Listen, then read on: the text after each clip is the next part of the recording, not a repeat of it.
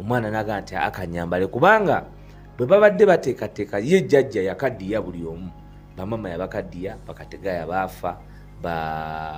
bamayombo tebaliiwo baalonda bagenzi bakayihula basibe kati n'anafuya buli omu n'amanya nti abo bonna ababadde bayinza okutwala obuyinza Besigye amaze okumukaddiya ate abalala abaguze nga promise yonna gye balinamu abantu bebalowooza nti abo bayinza okuba abakulembeze baabwe yabateeka dda mu nsawo kati najja afuna ekizibu omuyaye n'afubutuka gye yafubutuka bannayuganda bamusazeeko enviiri ze yali yeekwekamu amaze okwekweka mu nviiri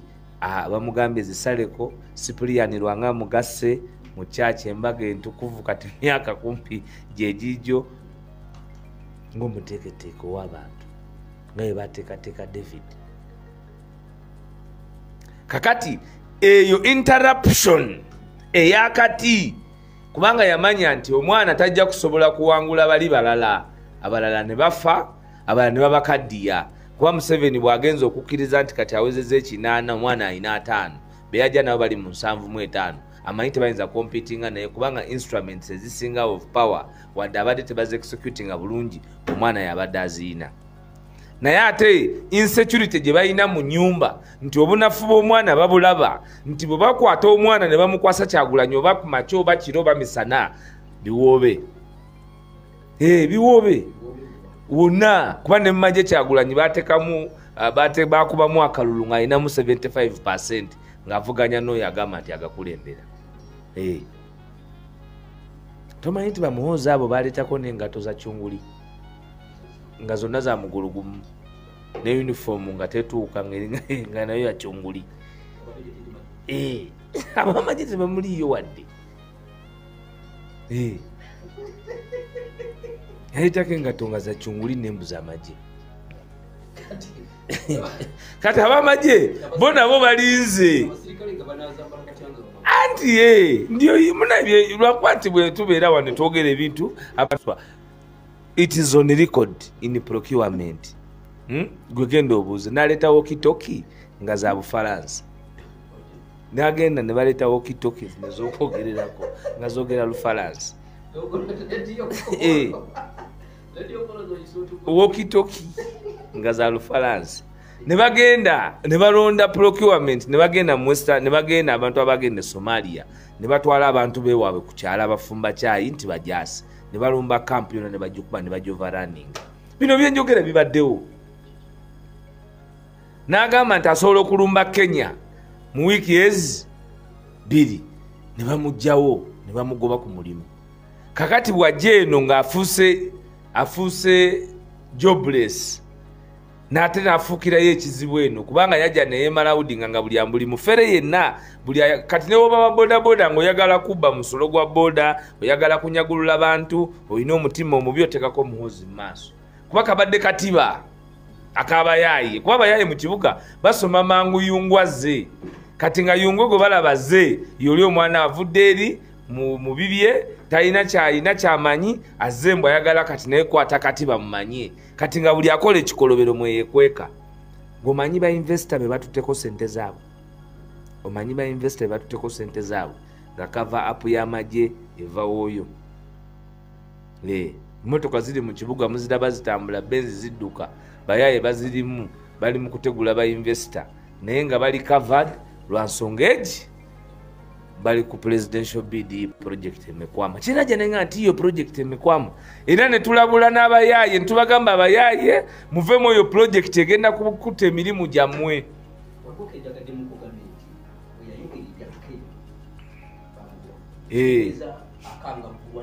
atakangavulwa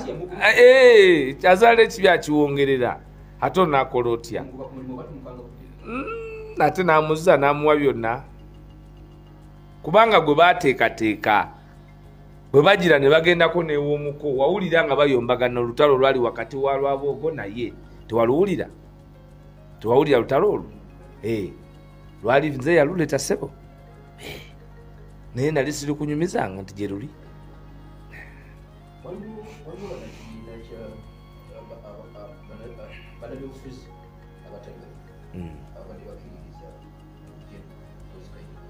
baali tebamanyi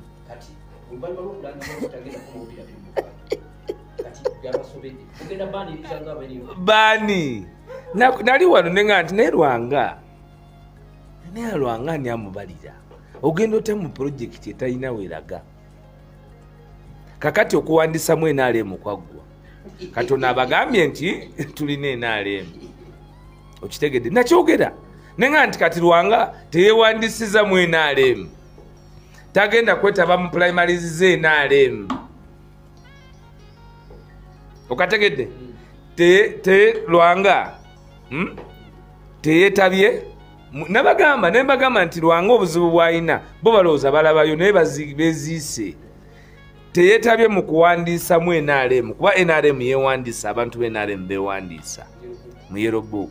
kati gwabadde mu NUP kubanga ono jeno ye teyalina kimuleese ye mwana wa mukulu ne bwanywamu aleetawo emboozi era abaagala ne bagigoberera abadde mu mboozi yakukowamu yagaye sibimanyi kuba naye abatabimanyi ekyokubiri tosobola kuguza bantu kintu kye bataagala the cost is too high ne sente nawe ziba zamuwa musolo the cost kubanga kati bagenza olaba kati ennaku zino ye abadde awakanya kitaawe nga byayogera biwakanya kitaawe ate ne kitaawe bw'omuwulira naye alinga ali mu opposition at 40 Museveni is like opposing himself byayogera aba yeekuba ontegedde so abantu bonna abaliko eyo project eyo si kyekikulu ekituufu kiri nti waliwo okwagala okwata akati k'omusika bakawe oli bamulayize bulayiza kubanga talina buganzi mu bantu kyekireesa amateeka ge baagala okuleeta kubanga nakugamba nti nekoona Kyagulanyi Robert Center mu mwagala w'abantu lyamaze okuweta nakugamba nti koona lyawese omusanga ki kati towulira nti baddukidde mu parliament mawu yaleeta kakati ebyo byonna after effect okurealizinga nti bannayuganda baganye and the law of diminishing marginal utility is clear you can only do too much naye era otuuka nonafuwa you can only do too much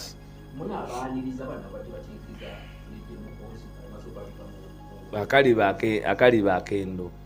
okalabira ku mukonda buli gwe twayazika obukulembeze n'abo abusinga tetugenda kumukwatire kumutira ku liiso waba yeekubye era yeekuba mu kifuba ng'agende ekyo kifuba kiba kyamu kyaba yeekubamu aba alina kwekuba mu kirala si kifuba alina kwekuba mu kirala si kifuba Kayongo man tuyita mu bintu bingi nnyo man Kayongo omuntu enokera ku makya n'ayagala okuzanyazanyira mu bye tuliko we go through hell real hell bitali mu kusaaga kakati oli bw'avaayo n'ayagala abikole mu kubalaata mu kusaaga man we cannot be there to be ping pong the interest of the people buli muntu aba yasalawo mu bukyamu kati wano mu lubaga wano waliwo bakansala 19 obajjukira bulungi ebibuzo biwambuzanga ne balowooza nti bagezi nnyo naye nga tubalaba naye kati mbalaba bagujjubira ebifo balowooza twabeerabira kutidde ng'ongambye nti baali 19 kubanga kyetuzimba gwayagala okizimbulula toyinza kutwerabiza mabega gy'otuziza tosobola twerabiza mabega gy'okoze eki gy'otuziza era gwalowooza nti ekintu kyetuzimba gwe oba tokiriimu ti ojja kukisuula you're wasting your time and energy kubanga ekizimbibwa ky'abantu kyova olaba kiri ku growth buli lunaku nabagamba this is an organic revolution yiyo project emeondoka kati baleete endala ate nenkugamba nti ffe tukuba taata n'omwana tetukuba bombi tukuba taata n'omwana kubanga ffe kasita okuba teriyo muntu yenna agamba nti waliwo wano simaje n'omuwoozi waliwo biki ezo zonna tayito zakulimba wano kasita tunadifeatinga the longevity of General Yoweri Kaguta Museveni gwe boyita bajeno ojja kulaba emisinde gye batwala nkukubira essimu nkugambe nti Kayongo nti bamundetedde leeta abamawulire ngenda kubulira ebimukwatako muyina wano ate ali baani abakuleetera njakuke Kayongo nti kayine muyina nina kaine kaine ikapa mwe ntibulira Uganda bye muze mutemula abantu ndaba kwisimu nkukubire ko etimuna kayongoli wa yenti yanguwa nkweganagale amasava ntichi nti wona ali bologa ane batuli batutya nga babadde bajeno fe tubayina tubabuuza kanajinaje oli watawachi oli wasalasala wachi oli wakola wachi kibala mama muute yali wa supu tugenda of course we are not preaching vengeance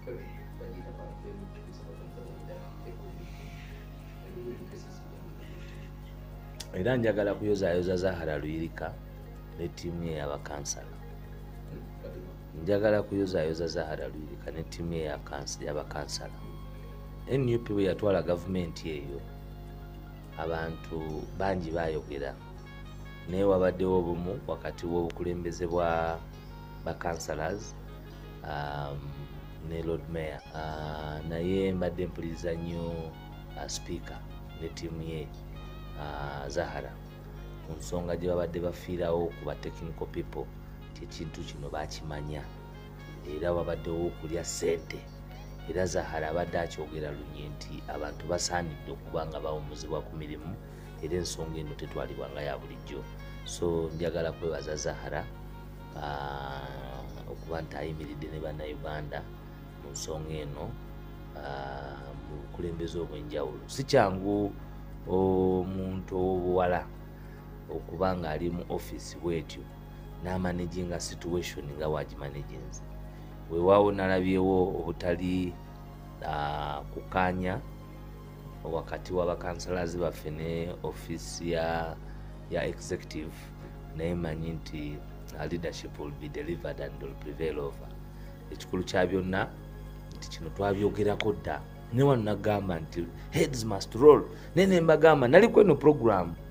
nengamba na Kampala mumufumitirizeemu nti kati minisita wa Kampala ye Misa Kabanda daye kaleero kale bwoba oli mu taxi bwoba oli mu kyonna kyoli mukola dayo nga byenjogera obiteeke ku minzaani nti amumyuka yekyofa togabye toyinza kujja mu kibuga gwe n'oleetamu bantu nga exposure yaabwe tesobola kulwaninga kampuni ya bisaaniiko anti nkugambye nga bali kuki nga babuloka battaka si bwe batunda nakivu so batunja ekisenyo kimalawo byenjogera mbimanyi my friend gwamuwulirawo mbu yaveeyo wasale Nakaseke kati minisita ku by'ekibuga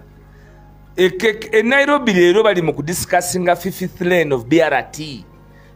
rapid bus terminal nti baagala bateekewo mu expansion yaabwe transport system okwanguyiza bannansi okuyingira n'okufuluma ekibuga Nairobi balinawo already express bajjawo junctions balinamu train kati baagala teekamu fast bus line 5 bwe bati ababuteke kubanga basakaja be bannannyini kibuga they can sit and plan naye General Yoweri Kaguta Museveni yawamba ekibuga n'aleeta aba technical people n'aleeta ne ba minister he cannot tell us anything ng'abantu baafa ng'agamba nti receiving intelligence eya Giso eya Piso eya Fuso eya Fiso era nga naye yatwala obuvunaanyizibwa obugamba nti kati office era n'okuddukanya ekibuga kiri mu mikono gye oyo mutabani we General yalambula ekibuga lwaki teyagenda kiteezi it has been debunked the last 10 years anti agoba yandibadde yagenda dda kubanga singa Kyagulanyi yali president abantu bandifudde mu kiteezi ripoota emyaka 10 nkubuulira ani akulembera ekibuga ani nanyini kibuga Museveni ekibuga yakiwamba ku bannabyabufuzi political leadership yagifuula ceremonial kukaayana n'aba technical people alonda director yamwerondera yamweyisiza bamuwe ssente ze batawangako omuntu mulala yenna alonda deputy alonda bonna abadirector yabeerondera nga abakoze eki abekyuzingidde ng'omuntu kati tosobola keera ku maca n'alonda ne minisita gwe nkugambye ddayo mwe muddeyo mutunulire gwe saagala muntu yenna puroguramu eno ogitwale genda otunulire kyofa togabye newoba gwe wamuyisa mu paalamenti ogambe naye ono ayinza okuba ng'afaanana okuba minisita w'ekibuga genda omutuogalaye nti naye ono yandibadde nga minisita asobola otula mu lukiiko lw'ekibuga kyonna n'ayogera ebyekibuga kubanga naye ogenda omuti webale nnyo okutuyamba ne parish development model mu kibuga in the city tebayinza kuba balemera okutwala lipooti mu kanso balemera okutwala lipooti mu kanso omulodi ajja kwetika omusalaba gwe anetika omusalaba gwe kubanga bano bagenzi ekyomulodi ye bano bagenzi banaine tesemumkwata omanyi omulodi saalo mu kitange munkwate bulungi ajja kwetika omusalaba gwe nze nkugambye nti bano babadde balina okukwatibwa ku nkono era nakikugambirawo nti headsman ate omulodi ali seremoniyo bamufula seremoniyo byakulyamu bya nga ali ku katale wandegeya yagamba dia seremoniyo ne toyinza gamba nti you can lead the city 10 years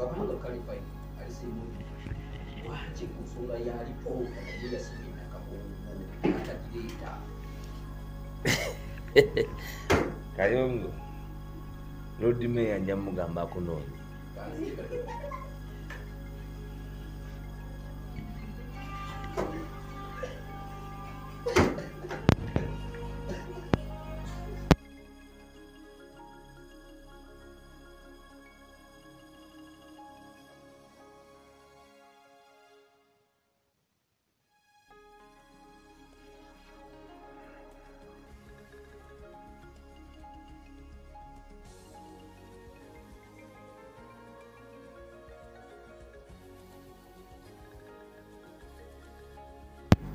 ensonga y'ekibuga si yakusaaga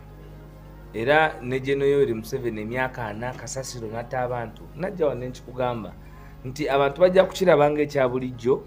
abantu bajja kukiraba ne it speaks to the rottenness of the system nti wabaddewo ebbanga eryo lyonna paka nakati eyo issue tenaba kuba solved paka olwaleero issue ya kasasiro teri solved ne bagamba nti kansa ebadde eyisa buli mwaka maintenance 4.2 billion Zara gamba nti babadde bayisa 4.2 billion ez'okumaintaininga kiteezi naye ng'ate baagula ettaka myaka 10 baagula mu 2017 baagula ettaka nga bagula ettaka ng'ekiriguza wali condemned naye ne bagenda emyaka emirala 7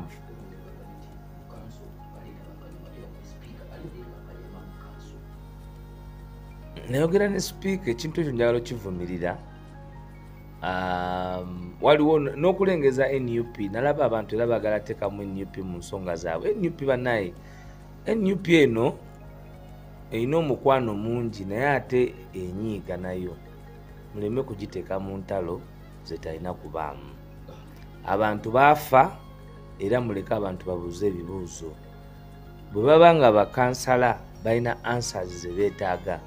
muzibawe ate muzibawe mu kitiibwa n'abakulembeze ba NUP abakozesebwa nga mu ntalo okukakanya NUP ekyo mukirekeraawo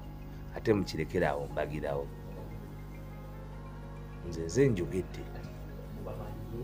ate kasita owulira nga omwogezi ng'alina ekintu kyawadde obudde naddala mu eno puroguramu okulungamya kwabaakoze tubamanyi era tubalaba NUP nagamba kino nkiddamu amaanyi agasinga gali mu kubega NUP nnyo awo tuli babi pozi nga tetwagala kumanya kituufu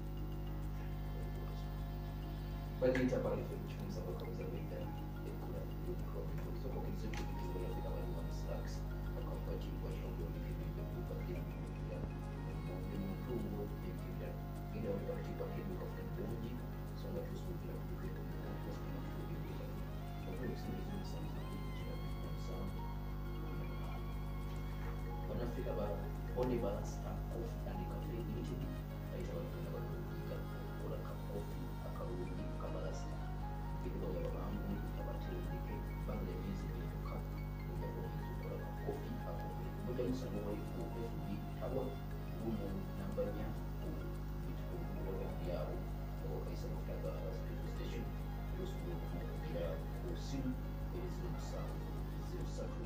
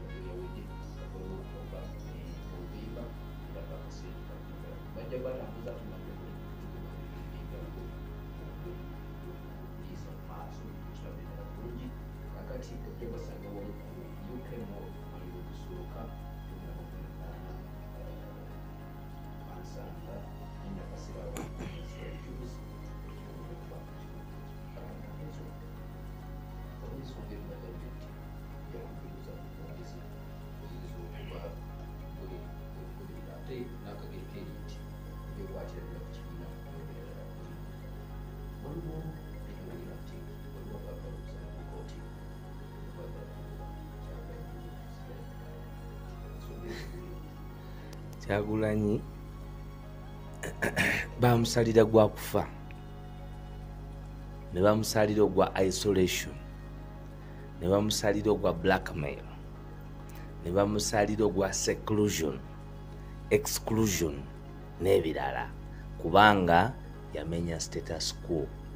ayambudde amazima abantu ne bagalaba n'omwana wa Piwanu kati omubuuza ani yalya n'akugamba nti oli yalya kubanga ebyobukulembeze byali opposition batulyamu muki musimbi kakati ebintu byonna byolaba mawa mateeka galeeta oli lumu byayogera byaleetebwa mu palamenti okugobebwa kwa Zaake enkola ya Anita Amongo okwekiriranya ku bukulembeze obuli bw'enguzi okubanga kati omuntu ne waagiri enguzi bw'aba avuma Kyagulanyi ayitawo abawemuzi okubafuuka ba presidential advisor abayimbi okubateeka ku mwanjo n'okubawuliriza ensi informal okubanga egezaako kati okuweebwa ekitiibwa kubanga wajjawo omuntu bannayuganda gwe beekuliza naye Robert Kyagulanyi Ssentamu gyebiyinza okubaira gyebiri byonna babikola naye osobola okumugobamu yagira mu kooti yagira mu kooti kubanga abasukka ne balowooza teyasoma his naye cancer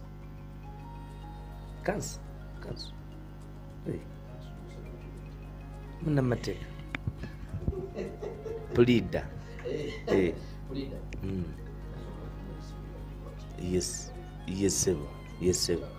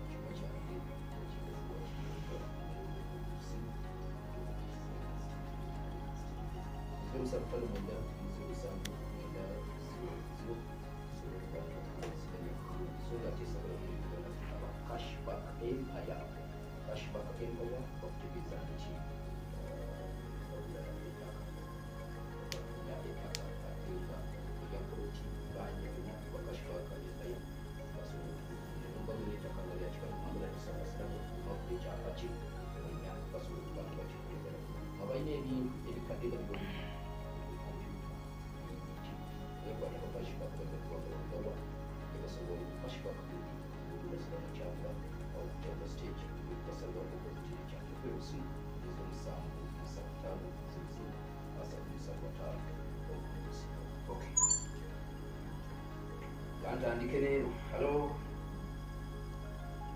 Sebuganda. Hello. Walaikum salam. Yes, sir.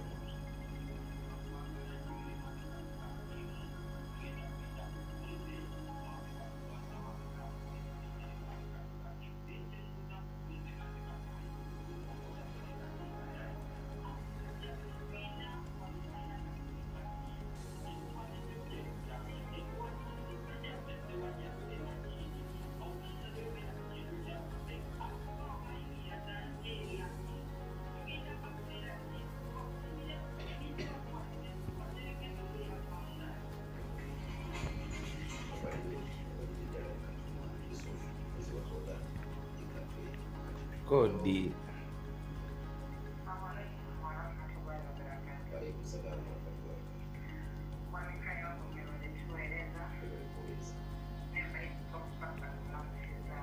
Amin.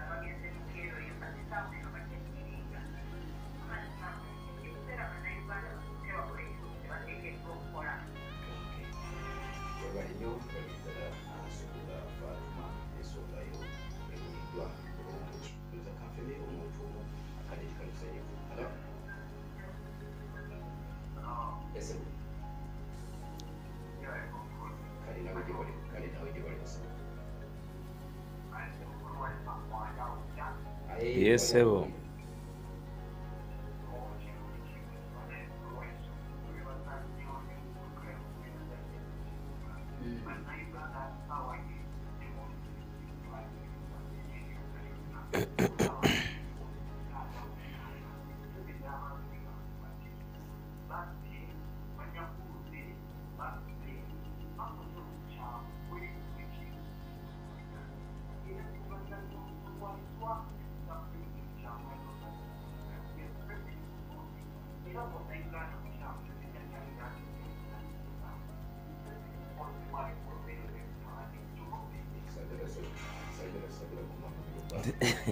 Ate akobye mukozi wa bikolobero.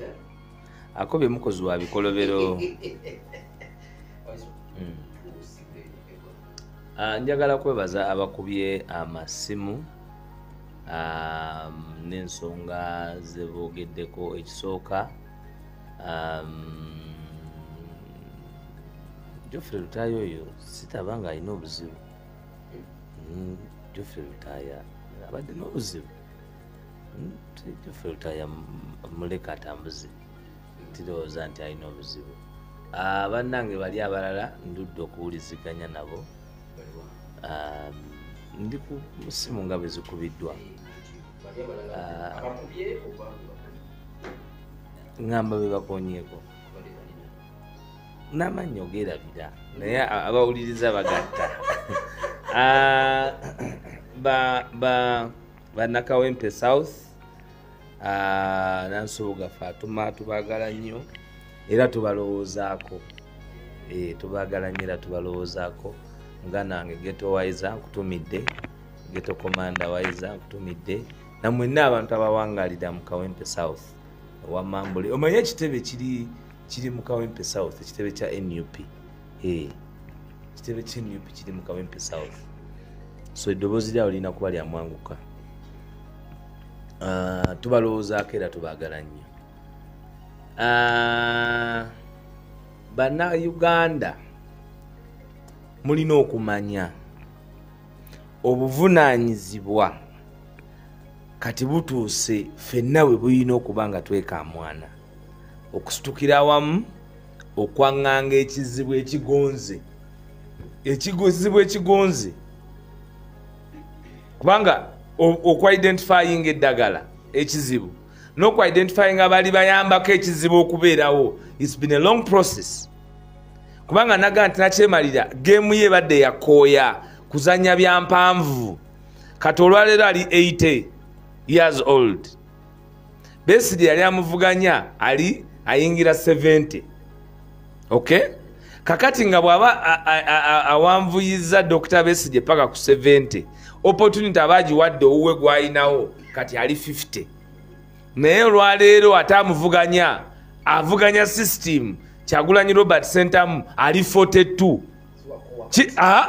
ne woba bitutte mu bya myaka na buwangazi nti ne bahandula ba Kyagulanyi bwe mutuula wansi nga muli serious mulina ate okutunulira obuwangazi bwa Kyagulanyi because never than ever before the leader of the revolution, the organic revolution, is having all advantages of longevity more than the prince, crown prince, but also the Lubambensi oba ntegerekese nti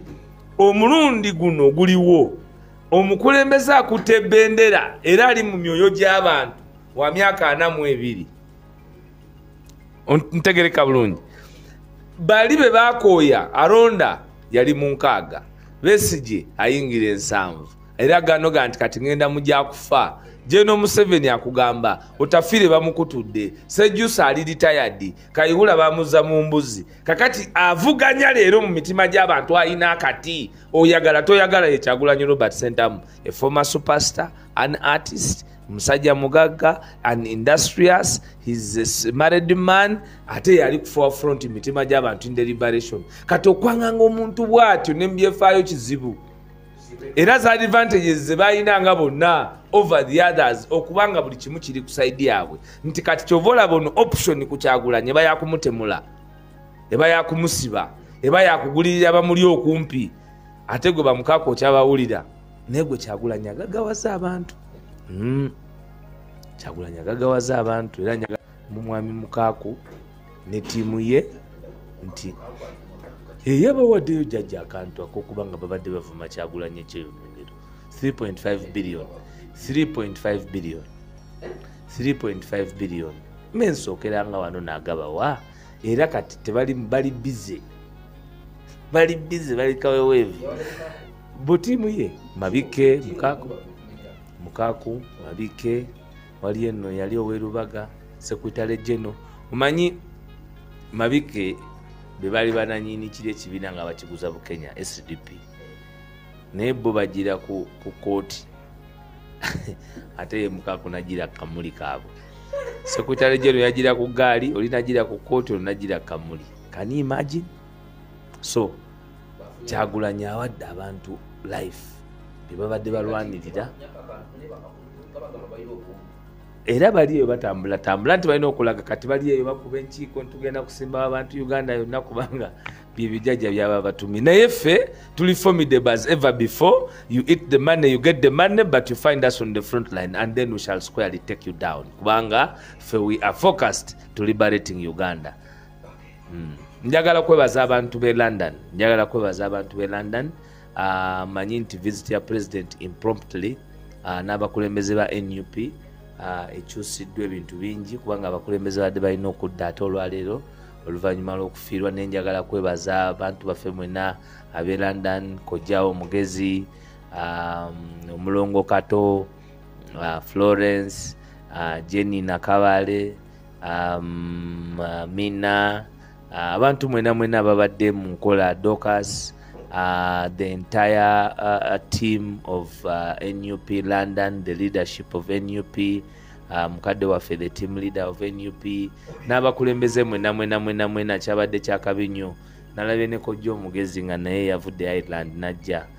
We look forward to catching up some other time. Tumanyi nti bino bibadde bitutaganyizaamu. Ne mwebale kuvangayo mu bungi nga tuyita nga mujja okudiscussinga ensonga ezikwata ku ggwanga lyammwe nyammwe Uganda. Ekyo kizaamu abantu amaanyi era emirimu gye mukola temugibuusabuusa.